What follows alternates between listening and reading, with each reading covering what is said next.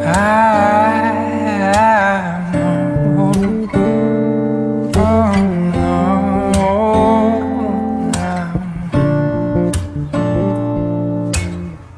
left to rise, buzz like crazy. Everybody's trying to steal my lady. Spiders in the mirror and feel this can't be right. Back to the scene of a Friday night, to a blessed collision, still frozen tight. Spill drinkers, Cupid and the sound of her first chime. And why did you argue? We're dreaming of those eyes, the best part of my life. And when we make love, babe, don't make a sound, the clock won't turn around. Ooh, you turn around, 2,000 little fires, and ooh, you circle, you spread it.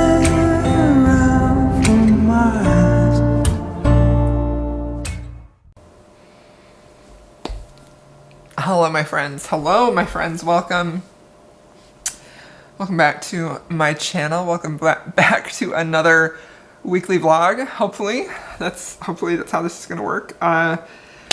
Today is Monday. It is lunchtime. It is 12:30. I just got home from the gym. I was finishing last week's vlog. I think not that this probably matters or you care, but I think I'm gonna have weekly vlogs. I'm gonna try and do them for a few weeks. And I think I'm gonna have them come out on a Tuesday because I usually end up having to finish like a few last clips and edit them on Monday. So we'll see how that goes. But we're gonna start them on a Monday. So I have been working a little bit, getting orders figured out that I need to work on today, getting some shipping stuff done, contacting customers, doing social media stuff for Tumble Creatures, doing some Patreon stuff for Bookish Life. It's been a busy day already. I did go to the gym. We're gonna go visit my parents tonight. So just for a little visit to say hi. We haven't seen them in a while, me and my husband and my youngest son.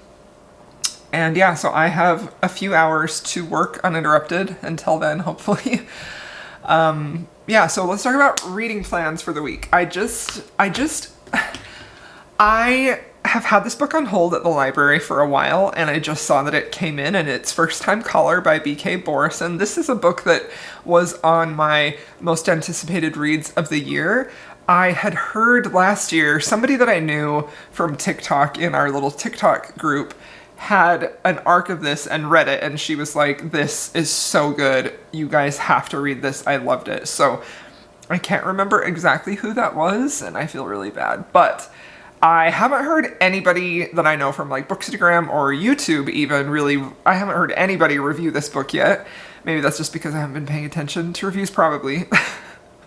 Especially if it's a book that I know I want to read, I tend to try to like skip out of reviews or don't watch videos that have them in there because I don't want to be either de-influenced or more influenced and get my hopes up too high. So First Time Caller is contemporary romance. So in the last video, I had just finished reading Worth Any Price by Lisa Kleypas, and I was very disappointed with that book, and I felt like I wanted something a little bit, not necessarily rom-com, but maybe just a little bit like happier, and I just was really excited about this book. So this is contemporary romance. The basic premise is our hero has kind of given up on the idea of love. He feels like he doesn't even believe if love is real or if it exists. He is a radio host, however, for a love talk show that's called like Heartstrings, where he gives advice on relationships. And it's interesting because he feels like part of the reason he doesn't believe in love is because of some of the calls that he gets and how people like think about love. And he's like, what is happening? You know, and I could see how that would honestly be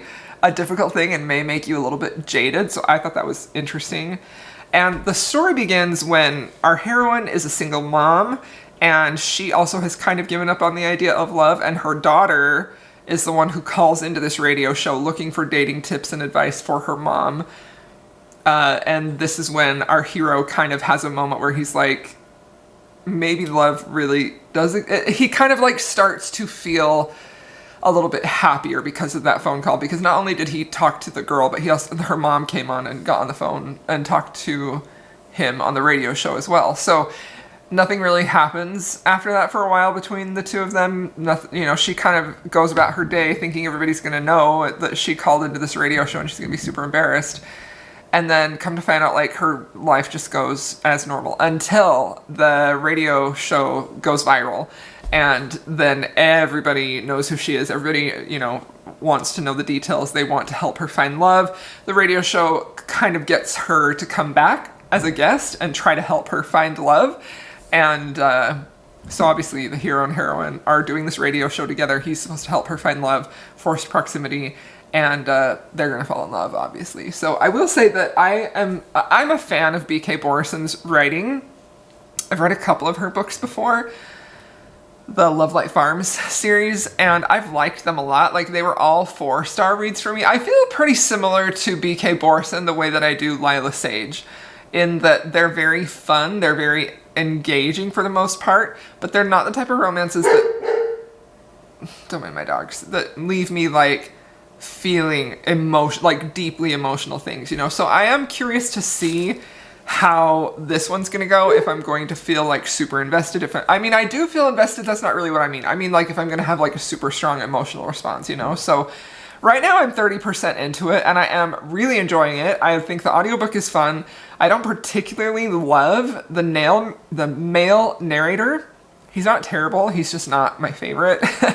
But it's an entertaining audiobook. I'm having a good time listening to it, and I'm just really curious to see what's going to happen, because there have been a few moments, even so far, between the two of them that have felt like teeny tiny little bits of like sparks, and I'm like, oh my gosh, like I kind of feel a little bit of butterflies for the two of them when it's like they're just kind of circling around this idea of he doesn't believe in love and she is, you know, trying to find somebody, and then they end up inevitably sharing some bits of information about what they think about love and what they're looking for, and it's very sweet to see how they react to that information about each other. And you can tell that the hero is already kind of having his opinion of does love even exist change based on some of her feelings about love and what she wants to find. Like, I remember one thing she said is, maybe, obviously I remembered this right, but she said, it doesn't have to be anything big somebody does for me. Maybe it's something like they remember that I love fountain soda best or something else. And I was just like, honestly, I love seeing that in romance so much, because I feel like there's so much beauty in small gestures like that I feel like aren't really small at all. It shows you know this person, you care about them, you remember them, you were thinking about them, you know? And I just really love that. So I'm curious to see where it goes. I still have plenty of audiobook left to listen to. So yeah, I'm gonna eat my lunch before it gets cold, listen to my audiobook and work. And I'm not sure what else I'm gonna read this week. We'll see. I'll talk to you all when I have more to say. Hello, my friends. Hello. Today is Tuesday. It is Tuesday afternoon. I had to run across town and get Cosmo his medication. It snowed last night a little bit. It was supposed to be like this big storm, and we didn't get too much down here, so that's good. But I had to drive up by the mountains to get to his vet, and they got a lot more snow, obviously, than we did. But I went to the gym, I went grocery shopping, I've got dinner cooking. I love it when dinner is cooking. It's just like, I don't know what it is about it that just like fulfills me on this deep level to know that dinner is cooking. I don't know, man. Anyway, last night was great. We went to go see my mom and dad, and it was good to see them. They are so sweet. I didn't get any video because my dad does not want to be on the internet. He's said that a couple times to me, so I didn't get any video because they didn't want it. Well, he didn't want it, but... So, now, I have a few more hours to work today and listen to my audiobook. So I am 50% of the way through First Time Caller. I am really liking it still. I honestly am just like, I'm still just very much engaged with this. Like, I'm having a great time listening to it. I feel like the story is flowing really well in a way that doesn't feel like slow. I don't feel like this is having any pacing issues for me. I think that a lot of that is just, it just feels like such a natural story, which is just very delightful. Honestly, nothing about it feels contrived, even though it's such a clear, like, classic plotline from like a 90s rom-com, you know? Like, it just feels really, like, natural. So right now we're at the point where Lucy has started going on some blind dates with some of the guys that have, like, called into the radio show.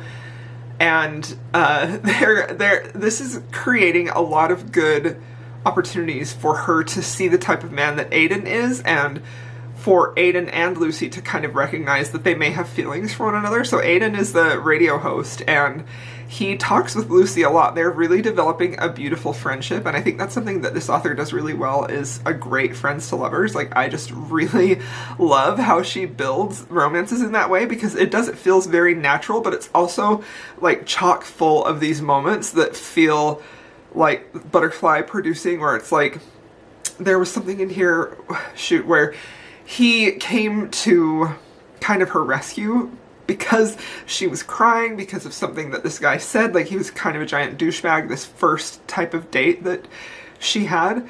And you could see him get a little protective and was like, who made you cry? Like, it was very, very sweet. And at that point, they still hadn't even acknowledged at all that they had feelings for each other.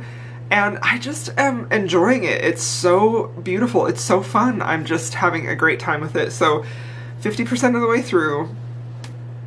It's Tuesday. I probably will finish this tomorrow. And then I'm not sure what to pick up next. I don't know, honestly. I don't know. That's all I can tell you.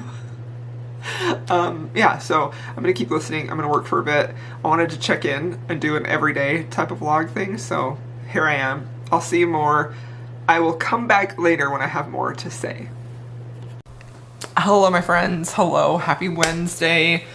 I just got back from the gym, and I have some book mail here. I finally went and checked my mailbox and my front porch for packages, and I had 3 book packages now. 2 of them are books that I had bought. One is my book of the month books, and another one is just a book that I bought because I just saw that this author got a publishing deal for these indie romances, and I really wanted the indie cover, so I grabbed it. I don't really know anything about it other than I'll tell you when I see it.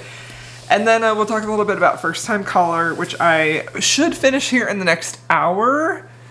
I'm about 75% of the way through with it, but I'm listening at 2 times speed. So it says I have 3 hours left, which is probably about an hour and a half. So let's go ahead and let's do an update on First Time Caller. So B.K. Borison is kind of an author that I kind of struggle to really talk about in a way that feels like I usually talk about books, you know, because I don't feel like there is a single thing I have ever read in a B.K. Borison book that has been off-putting, that has been frustrating, that has made me want to, like, pick it apart. For the most part, I think overall her writing is extremely solid. Her writing is top tier. I think she has a really great author voice, which a lot of the times just feels very clean and invisible, which perfection, especially in a contemporary romance. But I also feel like she does give her characters a very unique character voice, and I think that each character she writes shines through as an individual that she is portraying them as. And this book is a book that I feel very much, and I know I said this earlier, like, I'm just enjoying it. I'm having a good time reading this, but I'm not sure that this is going to be super memorable for me. But I will say, it's fun to listen to. It's super fun to listen to. I'm having a great time with it. And again, like, there are certain moments that make me kind of swoon and sigh, and I really just sort of appreciate her books for feeling like a realistic look at a romance, but bumped up a little bit, you know? So just bumped up enough to feel like, okay, this isn't just real life. Not that there is anything blasé or boring about falling in love in real life. I think it's the most beautiful part of being alive is falling in love, and I think that's one reason why I find myself gravitating towards stories like this so much, where it just feels like, even though the whole concept of this, of like a radio show host, her daughter calls in, they end up meeting, she's a guest on the show, and through that, like, forced proximity, they end up falling in love. you know, it's not like an everyday type of scenario, but the way that she's writing it feels like an everyday type scenario. Like, there are, right now where we're at, they are just starting to finally be together. And for a long time, they've been kind of fighting that because of the circumstances that they're in. You know, she wants to find love, and he is believing that that love doesn't even exist, but he finds himself protective of her, falling in love with her. But it's also just like a set of circumstances of the chemistry between them has come to a point where it has just like combusted, and they've come together physically because they couldn't like deny themselves anymore. And there is a moment in there where he kind of helps her, and she's like, well, wanting to return the favor, and he's like, I can't sit across from you in this radio booth if we do that. And I do always love to see like a hero kind of lose control in that way and feel like it's going to be too much for him to put a solid presenting face forward. Like, I like that a lot. And I do just feel like you desperately want Lucy to be happy. You want her to find love so bad. You want her to be happy.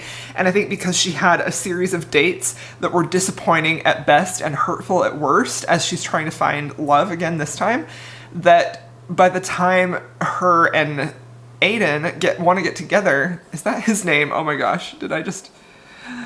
Yes, I was right. Aiden Valentine is his radio show host name. By the time, like, she's starting to feel like, okay, I have feelings for him, you're just like, just be with him. He is perfect for you. He is the best guy for you. So this is giving solid 90s rom-com vibes, early 2000 rom-com vibes. I'm having so much fun listening to it. It's just really, really solid. Like, I actually went to Amazon to see if I could buy a physical copy for this vlog because, like, I just want to hold it. And I feel like a lot of times, this is maybe the bad thing about being a booktuber. A lot of times when I'm reading a book and talking about it with you guys and I don't own it physically, like, I want to own it and hold it. Even if I'm consuming it through, like, ebook or audiobook, and you can judge me for that if you want, but I just enjoy doing that. And then the video is over, and then sometimes I'm like, okay, I didn't really need that book. And other times I'm like, yes, I still need that book. I need to go get it. So I feel like this is a book I'm gonna want a physical copy of. It's a very cute illustration on the cover. And I want these two to get their happily ever after so, so bad. I also really like the supporting cast in here. Like, the daughter is very sweet and fun. I don't know if they were ever married. The guy, her baby daddy, essentially her daughter's dad, they have a really solid relationship. He's now in a relationship with a man. It sounds like their pregnancy was sort of like two teenagers being dumb. She had her daughter when she was really young. Her parents have kind of like abandoned her, shut her out of their life. And, you know, she's just got a lot of things in her life that make you really just instantly root for her. So this is really fun. I'm really liking it a lot. So I may not have a ton of important things to say. Not that I ever do. I don't think that highly of myself, trust me. But I just am having a good time with it. So, okay, let's open the book mail. I did actually already open this. This came from... It didn't have a name on who it was from. And I saw the box and I was initially worried that it was something about Tumblr creatures, that maybe something had got returned to me. Maybe I had the address wrong, like that's always a fear of mine. And so I hurried and opened it, and I saw it was a package of books. And it had a card, and I opened the card. I'm not going to read it on here because it's a very, very personal, very sweet card, and I just really, really adored this. But this is a gift from Erin. She is too fond of books. I've talked about her a lot before. Her book recommendations are excellent. She's the one who recommended Drinker of Ink to me, along with several other books, but Drinker of Ink is the one that I solidly remember because I love that book so much. She is on Instagram. She is too fond of books, so if you like the kind of books that I like and you're on Instagram, you should definitely follow her because she reviews books really well on there, and she has great taste, in my opinion. So she sent me a lovely, lovely card, which I thought was just so wonderful. I'm so grateful to have her for a friend and to know her. And then she sent me these really, really beautiful horse bookmarks. She knows that I love horses. Like, look. Are they so cute? I also just love bookmarks. But look at this one. This one is one of my favorites. I'm gonna cover my eyes so it will focus on. There we go. So pretty. I just love them. And then these ones, because I will always and forever be a horse girl, 100%. I just love them, love them, love them. Aaron, I'm so grateful for this gift. I'm so grateful for your friendship. Like, the card got to me, and I opened this yesterday and I was literally like crying. It was a really long day of very first world problems, but like I have really been struggling lately. I know I've told my patrons, I don't know if I've told you guys here, I've really been struggling lately with like loneliness. I probably have mentioned it here. Oh shoot, hold on. Because like a lot of my days, you know, my older two kids have moved out. My youngest is still living here. He's 16, but he has his license. He has his own stuff, friends, and, you know, things like that. So, and my husband is sometimes working really long hours. He's got a very demanding job, and I do too, right? Like, I have a very demanding job. I feel very blessed and lucky to have Tumble Creatures and to get to do that for a living, because it definitely keeps me busy. And my wonderful, you know, like this part, it's just like a teeny tiny side hustle of mine, like BookTube, Patreon. I love all of that, but I do just miss the feeling of a full house, of children coming and going, and I know I've talked about this a lot, and I don't mean to be insensitive to anyone else's struggles, but this has been a really, really big struggle of mine. I'm lonely a lot of the time, and it's tough, and I have leaned on my patrons so heavily. Like, I'm sorry that y'all are my emotional support book internet friends, and you guys as well, but especially my patrons. I feel like we've gotten so close on there, and I just feel so grateful for it. So anyway, this was just a very thoughtful gift that she sent me. So that was the bookmarks and the card, and then she sent me this fantasy romance that she read and really loved, and I think this is just such a beautiful book. Like, look at it. It's so gorgeous. I don't exactly know what this is about. It does say it's romantasy. It's published by Penguin. Ace. I was gonna say, like, this is a really uniquely bound romantasy. Very, very cool. It says, in the underground Fey realm, only the strongest and most ruthless have power, but a young human woman forced into a life of servitude is about to change everything. So, I think that sounds fabulous. I'm always down for Fey. I don't care what anybody says. I love Fey romances. I love Fey fantasy. I think you can do so many interesting things with this, and I'm so excited about this, knowing that Erin loved it. I do remember her telling us about this, or talking about it, and the cover is absolutely stunning. Like, I am in love with that cover. So, thank you so much, Erin. It totally made my day. You have no idea. You have no idea how much that made my day, and I'm sorry that I gushed about it for so long.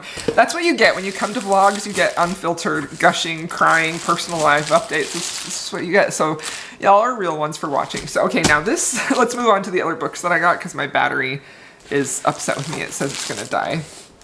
So this is the one that I saw. She just barely got a publishing deal, and I read her publishing deal contract. Oh, it's kind of a dark cover. I don't care. I'm still excited about it. And it said a gargoyle monster romance. And if you don't know, the cartoon Gargoyles was like one of my favorite shows. When I was a kid, I shipped, I think her name was Elisa and Goliath so badly. I wanted them to be a couple so badly. I feel like that show knew what it was doing, how it like built that up, right? And there actually was an old Jennifer L. Armentrout series about gargoyles. What was that called? Stone Cold Kiss or something? I loved that back in the day. I haven't read it in years. I kind of want to reread it. Anyway, this is a book that I got. It is called Heart Song, a Gargoyle Monster Romance, and it looks like it's a duology, but I couldn't find the other book on there, so I'm like, and like I grabbed this on Amazon, and I saw that it wasn't available on Kindle, probably because she has a publishing deal. I haven't looked into it too much, so don't take my word as gospel, because I may be wrong here, but as soon as I see an author has a publishing deal, usually it's too late, or it's going to be too late soon to get their indie covers, so I try to go and snap them up if I hear soon enough, and look at it. Just look at it. It's so pretty. I'm very excited. I don't know anything about it other than it's a gargoyle monster romance. She is a modern woman not ready for a medieval male. He is a gargoyle warrior unprepared for the modern world. Wait, this is book 2. Barnacles, War of the Underhill, book 2. Okay, what's book 1 then? What's book 1? I'll look and come back and tell you. So that's book 2. I gotta try and find book 1 now because you can't read book 2 first. And then this is just my book of the month. I have been skipping them lately because they just haven't had books that have interested me. But I did see they were like, hey, we're gonna give you a free book. This is like, I don't remember if it was like their best books of the year or whatever. Their selections that they had, and I was like, okay, I'll take a free book. And while I'm at it, I guess I will. Book of the year. Okay, this is part of their last year book of the year. I grabbed The God of the Woods. I believe this is fantasy book of the year, 2024 award winner, book of the month. When a teenager vanishes from her Adirondack summer camp, two worlds collide. Maybe this is not. Maybe this is like a, I don't know if this is fantasy or not. It sounds like it's maybe just a thriller. Literary thriller, I don't even know. Anyway, look at, it's got sprayed edges. I didn't even notice that. It's pretty cool. It's got pink dripping on it. I don't know. Let me know if you have read this or heard about it, because it better be good, because I do be running out of shelf space. So then this one was a YA fantasy. I think they said it was a YA fantasy romance. Our Infinite Fates. I have heard nothing about this. I have heard nobody that I know. Well, I haven't really been paying attention to reviews, to be honest. This is the invisible life of Addie LaRue meets This Is How You Lose the Time War in this fantastical and epic love story that defies death as two souls reincarnate through the centuries. I'm excited about that. I recently read Peaches and Honey. I'm going to be talking about that in my wrap-up. Oh, I read it. It was like the first book I read this month, so I guess that's recently. And I do feel like that is something... I read Addie LaRue this year, too. And I do really be loving epic love stories that defy death and souls that reincarnate, or any type of like immortal type of vibes. Like, I do like that. So I hope this is good. It's published by Wednesday Books, which is an imprint of St. Martin's Press.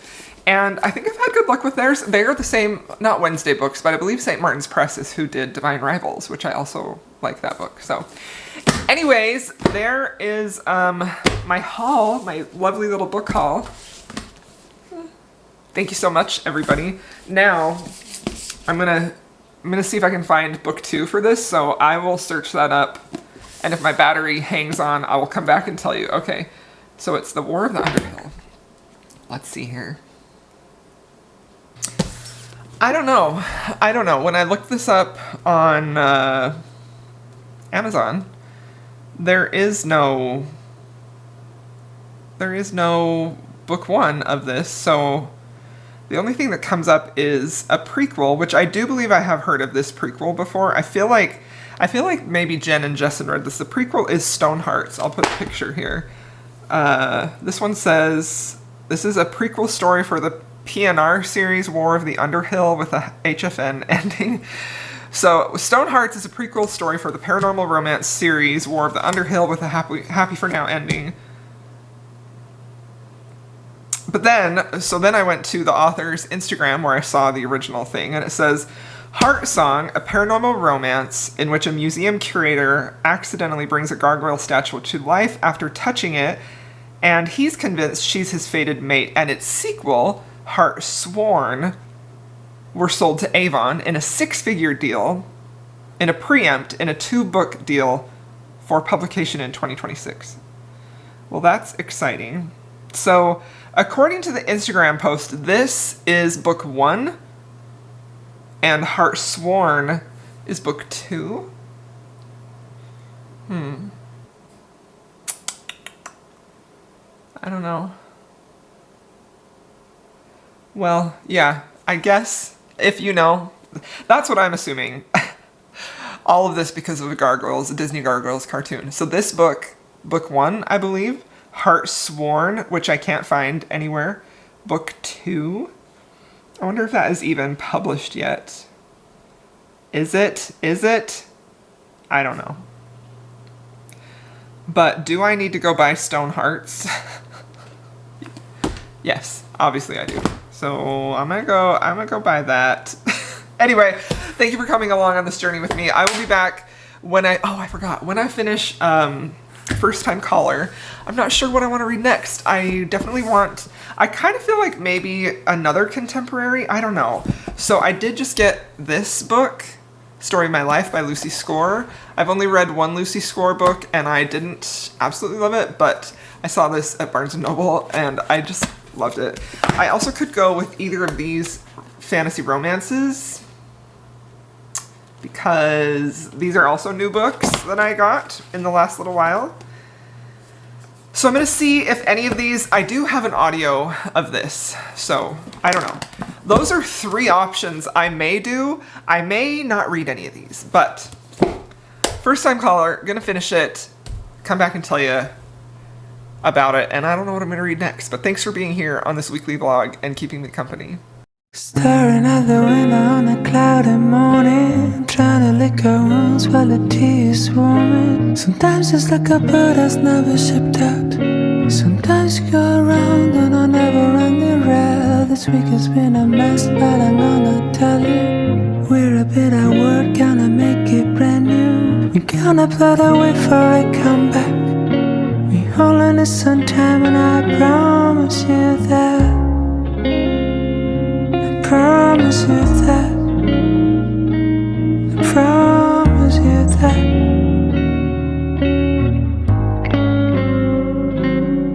I know this can take a while, but it's gonna be alright, girl. And if it won't be today, the shoulder you can cry on.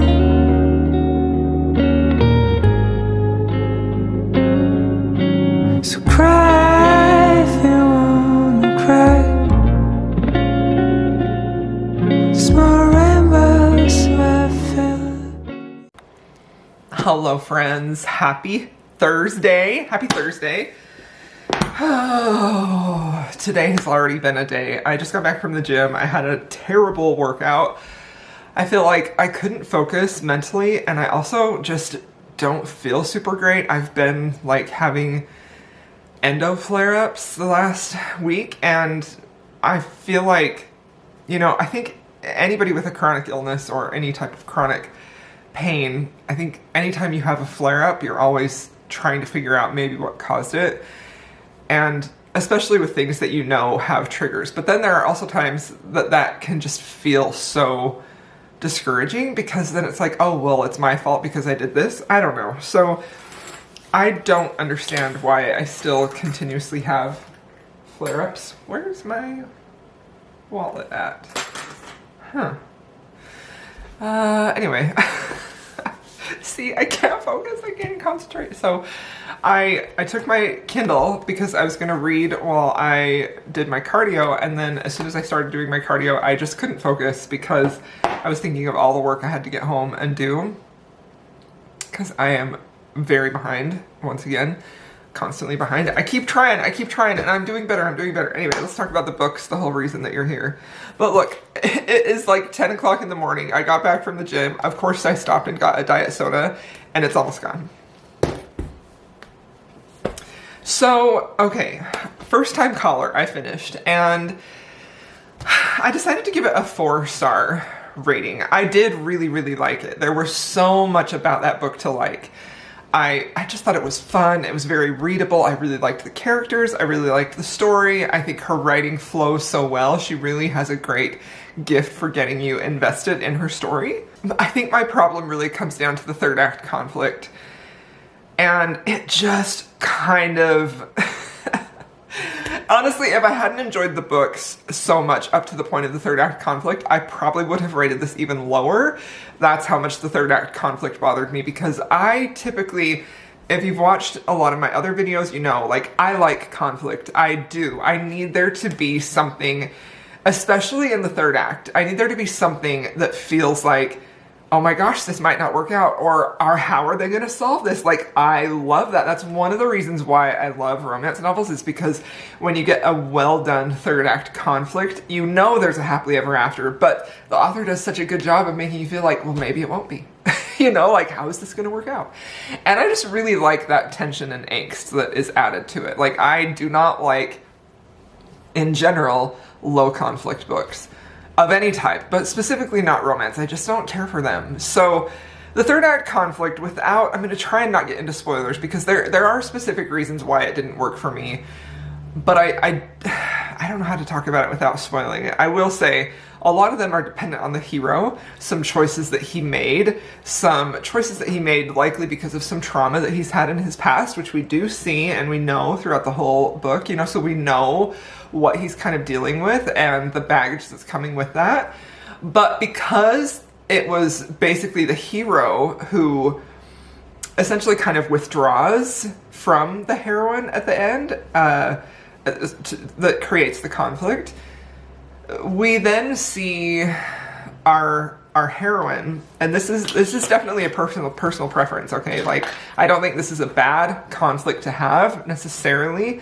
This is 100% my personal preference, and you're welcome to disagree with me. I'm just telling you my feelings, right? So then because of the hero's actions, we then see our heroine have to bridge the gap and have to do work for him and have to really, really sacrifice herself and her feelings. And I do feel like that's a beautiful thing to see in romance when the heroine does that for the hero.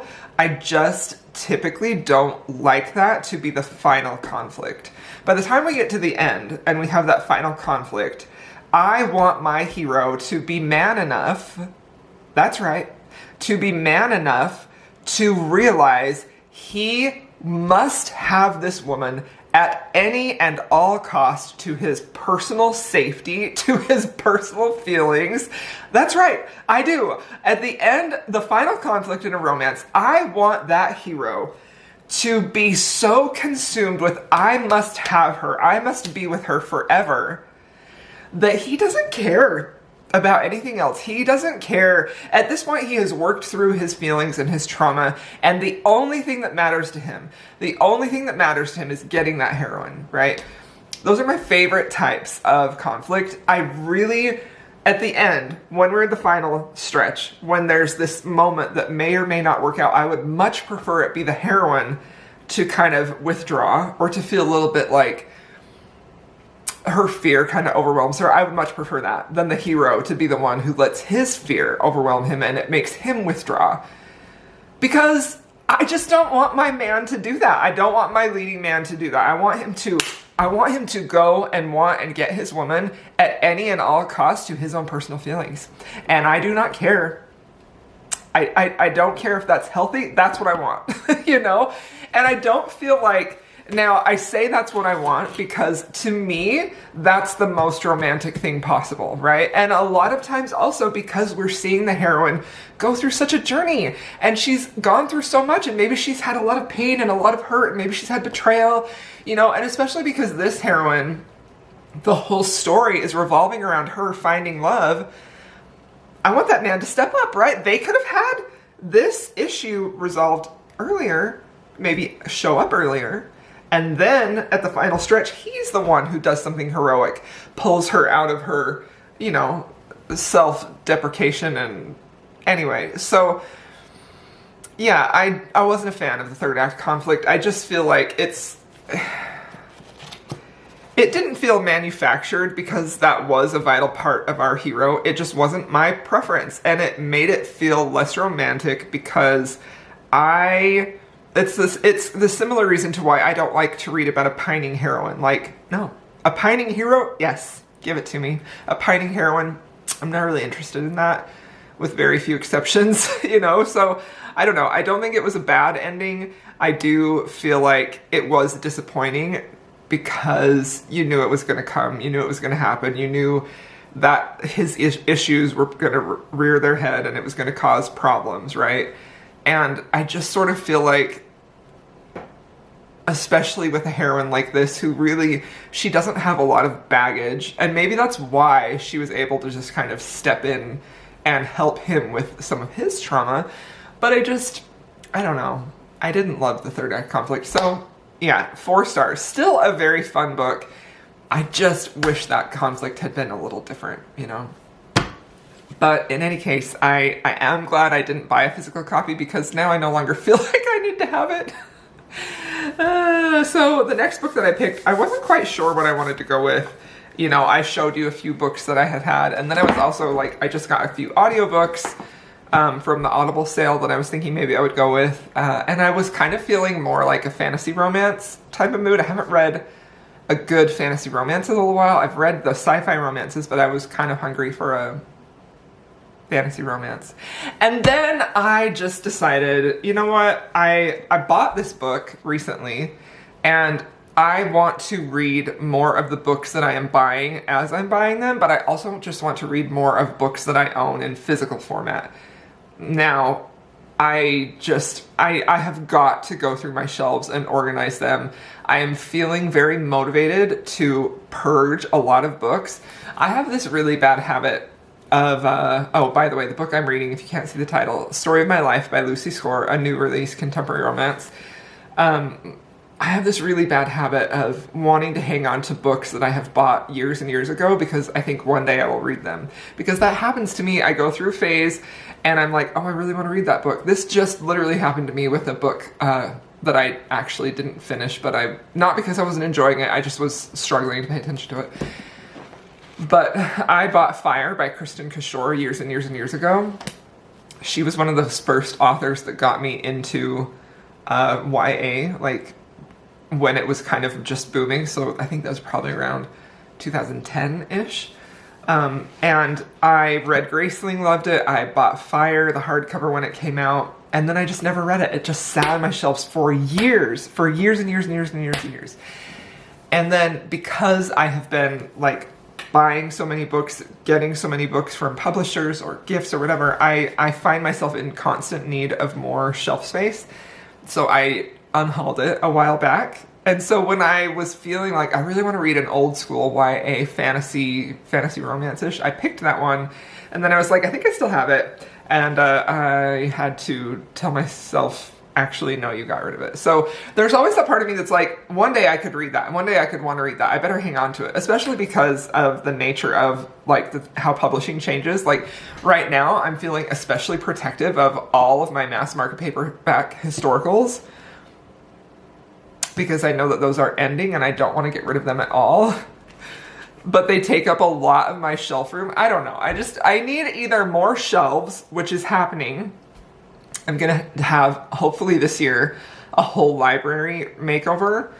But yeah, anyway, this is not what you came here for. Story of My Life. I picked this one and I'm really enjoying it. I've only read one Lucy Score book before this and I thought it was just, actually I didn't like it at all. It was Things We Never Got Over. I didn't care for that at all. I felt like it was a little too quirky. I do feel like I'm a little sensitive to rom-coms that feel quirky or contemporary romances that feel like they're trying to be a little quirky, whether that is through the character or through the writing style. And I do think that she kind of can lean into that a little bit. And I think it is a delicate balance when you're doing a rom-com, right? So I don't know why I picked this book up. I really want to try her again. Every time I see her books at the bookstore, I want to read them because I'm like, they just look so good. They look thick, they're long, the tactile experience of it just seems great. So I picked this one. I am reading it. I am actually really, really enjoying it. I didn't know anything of what this was about before I picked it up. It was an impulse buy. It was an impulse buy, you know? So this is basically about our heroine who has recently had a breakup, a divorce. She is a romance novelist. She was a very popular romance novelist, very successful. This divorce kind of sent her into this huge creative block where she cannot write and just this depression almost. And she's been pushing back her due date for her book from her publisher, like keep pushing it. So we're at the point where her, I don't know if it's her editor or her agent, somebody comes down and says, hey, if you miss this next deadline, you're done. We're not publishing you anymore. Your career is over. And so she gets some news about like her financial situation with her divorce and she suddenly realizes, okay, I got to take this serious. I have got to write. So in sort of like a Hail Mary, she decides to, with some money that she has had, she decides to buy a historic home in this small town, move in, and hopefully get some inspiration there for her next romance book. Now, when she arrives in the small town, there are some like hijinks that happen with her driving. Like, she's from New York, so she doesn't really know how to drive. And she ends up hitting a bald eagle, and then she ends up meeting this guy who is like 6'3" and grumpy, and she's like, I'm gonna use you for material for my romance hero. And then she goes into her house and she sees that it is not at all what she thought it was going to be. It's kind of falling apart. She calls it a spider museum, and she needs somebody to help fix the house up. So, of course, she calls the guy who helped her from when she hit the eagle and helped her with her car in the initial place, because she calls for help and he's the one who answers, like a carpenter or contractor or whatever, to help renovate her house. And initially he wants to say no, but him and his brothers in this business, they really need the job, they really need the work, so he accepts. And then thus they are thrust into forced proximity. So I am only 8 chapters in, so still very early on, but I am really liking it. It's a ton of fun. The writing style is very engaging. Again, this is just a great one. So yeah, I really, really, really do like this a lot. All right, my friends, that is all I have for this update. I will talk to y'all later. Tomorrow, for Friday, for a weekly vlog, I have a million things to do to get caught up on work, hopefully. And I will see y'all soon. Hello, my friends. Hello, welcome back to the last clip of this vlog. So it is actually Monday morning. Monday morning when I am messaging you. So the sun it is that time of year where, like, the sun comes through this window. Even though the blinds, I'm facing a window, but the blinds are closed, and there's usually enough light in here that I really like how that works. But it's the time of year where at this time of day, the sun is at a different spot than I'm used to. So I apologize for the glare on my glasses. Can't be avoided at this time. So yesterday I dyed my hair. I woke up early in the morning and dyed it, and I feel so much better. Gosh, I feel like there comes a point with my hair where I'm like, it's fine. I know I need to dye it, but it's okay. And then I just am finally like, I have to dye it right now. I can't go another minute with this. So I woke up at like 6 in the morning yesterday to dye it, and then I did my nails. It's just a basic gel manicure because I just can't have long nails with my work. I've tried it.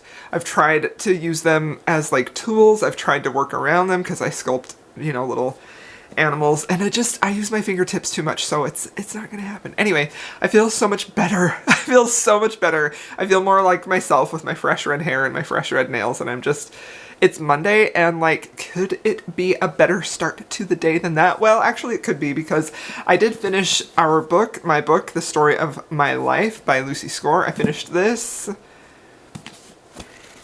cover. I finished this. The light is, I'll put a picture in because you can't see that if I hold it up. Darn it. So I finished that book. And I feel like I liked this one better than Things We Never Got Over, which is the only other book by hers that I had read. I gave this book 3 stars. Some things in here really worked for me, and some things in here really did not work for me. And there was definitely a point where I felt like the things that were working for me outweighed the things that I didn't like, and then there were some points where I'm like, the things I didn't like were starting to outweigh the other ones. So I decided on 3 stars because for the most part, I did enjoy reading this, although I was at some points just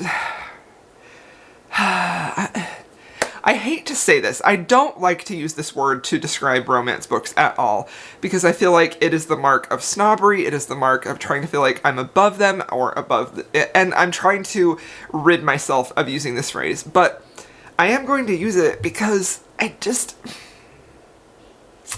feel like there are parts of this book that are a little bit cringe. They're a little cringy, you know, and I hate that word.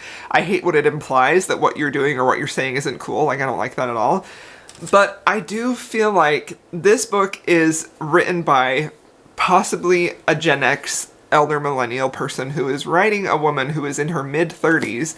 So to me, that implies she's 34, 35, 36, right? Maybe, I think 37, you're in the late 30s, right? That's how I see it. Maybe I'm wrong. So she's in her mid-30s, and this is clearly written by an older woman, and it feels like it, right? And not that that's bad, but I do feel like that it can be difficult to really adapt a contemporary type of language and speaking when you're trying to reach a younger audience. And even as somebody who is like in their 40s, this just feels like there's literally no way I would say these things. There's literally no, like, she uses some phrases in here that I haven't heard since my grandma used to say them, right? Like sitting on your laurels, which isn't a bad phrase at all. It's very endearing, but it does denote a certain type of age category, right?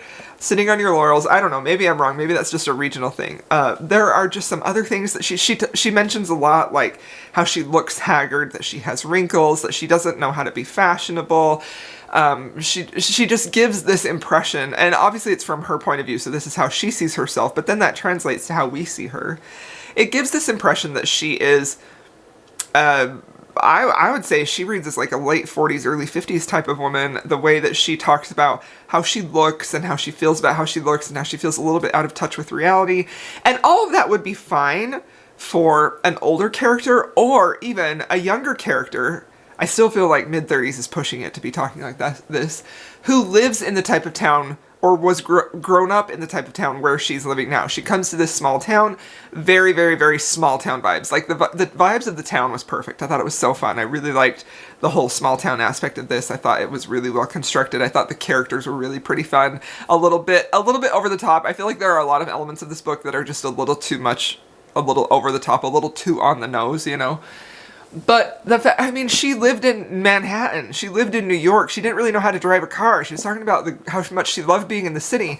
And I just find that to be a difficult thing for me to suspend my disbelief about. Like, if you are this professionally successful woman, like she's a successful author who lives in New York City, and you come to this small town and you feel frumpy, and you talk about feeling frumpy, and you use these phrases that sound like they're from Andy Griffith's show, and I just find that a little bit, it doesn't really work, you know? I didn't mean to talk for 5 minutes about that issue, but that type of thing, I'm just kind of setting the stage for, that is the type of thing that I kind of find to be, like, it breaks my enjoyment from the story. Like, I'm noticing it, I'm aware of it, it's frustrating me, because it just doesn't seem like this type of character, you know? I do think that this author in general kind of tends to lean into stereotypes pretty hard. Like, the hero is very grumpy. The hero is a contractor, he fixes things, he's big, muscular, buff, you know, like, and we love those things, we do. But he feels like a caricature of that. You know, everything about him is very extreme, the way he thinks about her, the way he moves his body, and she's a caricature too of, you know, and and not even to mention the side characters, right? So that's a big element of this book that is very present, and that was also present in the Things We Never Got Over book, right? I just don't 100% vibe with that type of writing. To me it feels forced. It doesn't feel natural. It doesn't feel organic. It feels like a setup, like a sitcom, and that's not bad entirely. It's not bad, but that's not what I like reading, you know? So there were also moments of this that were fun, like the humor was good in parts. I liked her editor who came with her. I did like the family of the hero. I liked the whole setup. I did even like that she was a romance author. I thought that was fun, although again, there are so many lines in here that feel like if you are not deeply ingrained in the romance book community or the online book community, you're not going to get it, right? Like, there's a specific mention in here about Brandon Sanderson and his secret projects and how they were funded, like, incredibly quickly with a ton of money. Like, and that is something that I feel like either a Brandon Sanderson fan knows about or someone who is deeply entrenched in the online book community knows about. You know, like, that's not just a lot of general information that people who pick up a summer romance and are going to read it are going to find. They're not going to know that, you know? There's also the whole dynamic that starts our hero and heroine together is the fact that she's like, feels like he's kind of her muse in a way, and she feels very inspired to use him as the blueprint for the hero that she's gonna write. And so they go on a date at first so she can use it as inspiration for her book, and obviously he's very attracted to her. But again, that sort of makes me feel like, why is he attracted to her? Because the way she's described through her point of view, once again, gives the impression that she is older, not confident, frumpy, concerned about her body, concerned about her clothes, concerned about her hair. Like, she doesn't feel beautiful. And again, like, that she doesn't have to think I'm the most beautiful woman in the world, but the way she talks about herself and even the way other people like clock her gives the impression like she's not a beauty, you know? So if she's not super stunning and he and her kind of are butting heads, like, why is he so attracted to her? Why is he going to go on these dates with her? You know, like, everything comes down to my ability to suspend my disbelief for this book and how the author is convincing me, no matter how outlandish they are, like the whole scene she's driving, a bald eagle dives into her window, hits her in the head with a fish, like, that's very outlandish. That's one of the least things that was bothering me about this book. It was more about the characters and the way they were reacting, where I'm just like, why are we talking about Brandon Sanderson's secret projects that was funded, like, astronomically high? Or the way that she talks about romances in here all the time, like she's referencing HEAs all the time. She's, so much that the hero kind of picks up on that, or she's explaining romance jargon to the hero, and it just feels it does feel like sitcom-esque in that way. It feels a little bit, what's the word? Like the full body type of comedy that sitcoms often have, it feels a little bit. It feels, and I know that it is, and all books are, but it feels like a puppet master moving things, and you can see what she's doing. Like, it feels very obvious. There's no nuance, there's no leaving room for the reader to interpret things. Everything is told to you directly, everything is spelled out to you directly, everything is over the top in this book. There's very, very, very, very little nuance. So, with all of that to be said, you may be wondering, why did you give this 3 stars? Why is this not a 2-star review? You're kind of ranting a lot. And honestly, it really comes down to, I really did like the setting. I did like the concept of it. I did like the hero and heroine. I thought they had pretty good banter, he's grumpy. She isn't the type that is a wallflower. Like, she doesn't just cave to him. I liked that. I did like her. There's a lot of charm here in this book. There's a lot of things to like. But I do feel like it just wasn't a knockout for me, And when I compare this to the B.K. Borison book that I just read, like, that book is really much, much, much better than this one is, like, by a mile, for my personal taste. I know I didn't reference it, I mentioned it, but I'm really, the last 6 months I've really been thinking about how I approach my reviews and how I talk about books, and I don't want to be anybody who is talking about a book, no matter how much I dislike it, no matter how much I find it cringe or whatever. Like, I'm trying to eradicate that word from how I talk about books, because I find it condescending and a little ridiculous. Like, let's be grown-ups here, shall we? Like, we can use words better to describe what we don't like about a book, but in some cases, like, when you have a woman who's supposed to be in her mid-30s and she's using phrases like sitting on our laurels unironically, I just sort of feel like, that is a little bit cringe, So, but I did film a Patreon video. I have a tier, the lowest tier. It's a $3 tier. If you pay that, you get one exclusive video a month, and that one video a month is usually some type of a video essay about things that I've been thinking or noticing in the book community and my thoughts on it, right?